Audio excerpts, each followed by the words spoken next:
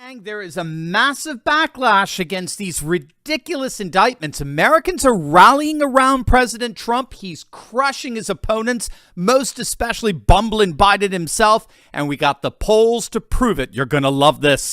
Harvard-Harris just released an extensive poll, really perhaps the single most extensive polling taken since Trump's arraignment. And the results are absolutely stunning. According to the poll, if the election were held today, Trump would crush Biden by 6 points. Now, this is their second poll in a row showing results like this. Back in May, about 4 weeks ago, Harvard-Harris found Trump beating Biden by 7 points. So you have two back-to-back polls with almost identical margins of victory, with the second one, and this is key, post-arraignment. In other words, the arraignment did absolutely nothing to weaken Trump. And again, if anything, only strengthen him, at least when it comes to winning the Republican nomination, which he's on course to do handily. Now, just to put the Harvard-Harris poll in context, the latest Marquette poll has Trump beating Biden by 5 points. That's Trump's biggest lead in Marquette's history of national polling. A 5-point national lead is insane for the Republican candidate, with national polls, of course, generally oversampling our coastal elite cosmopolitan centers. In fact, the Real Clear Politics polling aggregate, which averages out all of the polls out there, has Trump leading Biden 45-43. That's very dangerous territory for Biden. Remember, Biden led Trump by whopping margins in the Real Clear Politics aggregate back in 2020. And the result was that Trump came within 30,000 votes of beating him.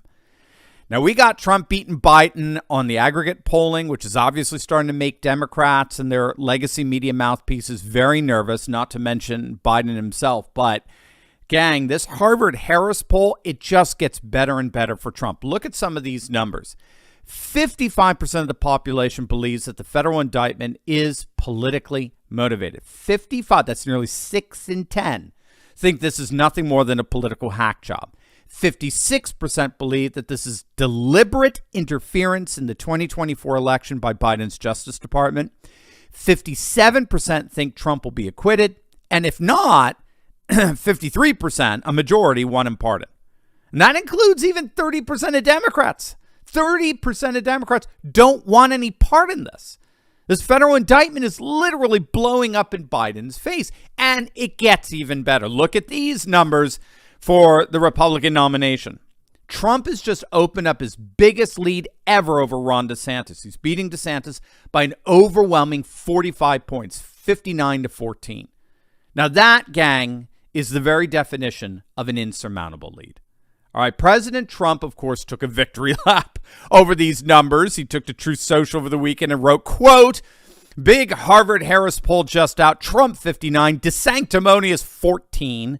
When will DeSanctis hit single digits? Will he continue to hold on to second place? Will his poor performance knock him out as a viable candidate in 2028? Has his campaign manager, Jeff Rowe, exhausted his war chest yet? Loyalty, something you don't see much of in politics, has turned out to be much more important than most people would have thought."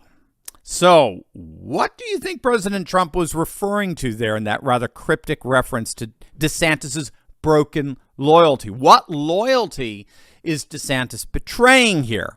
Well, we're going to find out. But first, gang, endless war, $31 trillion in debt, $4.7 trillion in new proposed taxes. This Biden fiasco just won't stop. Now they're hiring thousands of new gun-carrying IRS agents in all 50 states. I wonder what for. I mean, the truth is things could get a whole lot worse right now. There was a deal that was supposedly struck between Trump and DeSantis some months back. Word on the street was that a Trump-DeSantis dream ticket had already been agreed to. The deal was apparently done as of the spring of 2022.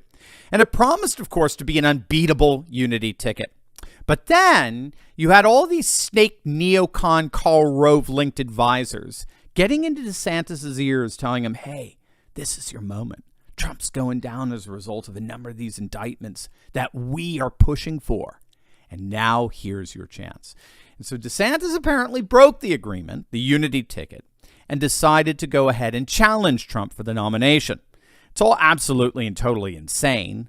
What the Republican donor class thinks they could possibly get out of all of this, I have no idea.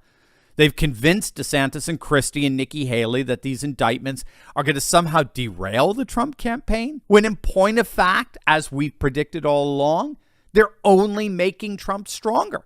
And why? Why? Why could we predict that these indictments would do nothing to harm Trump but only help him? Why? Because the vast majority of the voting population believes that the system is rigged. We're living in a time when, in many respects, the people have never been more united in our disgust and disdain for the permanent political class as we are right now. The latest Gallup survey found that trust in our nation's fundamental institutions across the board, from the federal government to our judiciary system, our legacy news media, our law enforcement, is at an all-time low. We've never been more alienated from our permanent political class than we are right now. Some have even argued that the United States, right now as we speak, may indeed be the single most divided nation in the world. We, the people, are more anti-war than we've ever been, even at the height of the Vietnam era, and yet our permanent political class is obsessed with going to war. War with Russia, war with China, war with Iran. We've never been less racist than we are right now. Virtually every study out there shows that racism has plummeted in our nation, and yet our permanent political class has never been more obsessed with accusing us of racism. We, the people, are more united than we've ever been, and so our ruling elite are doing everything they possibly can to divide us. And now, the one man who's standing up to them, day and night, railing against our political elite, that one man they're now trying to silence and take out. So how do you think the people will respond to that? Well, we're seeing it in the polls. Voters are beginning to rally around President Trump like never before. And that rallying has Trump's political opponents in both parties quite literally quaking in their boots.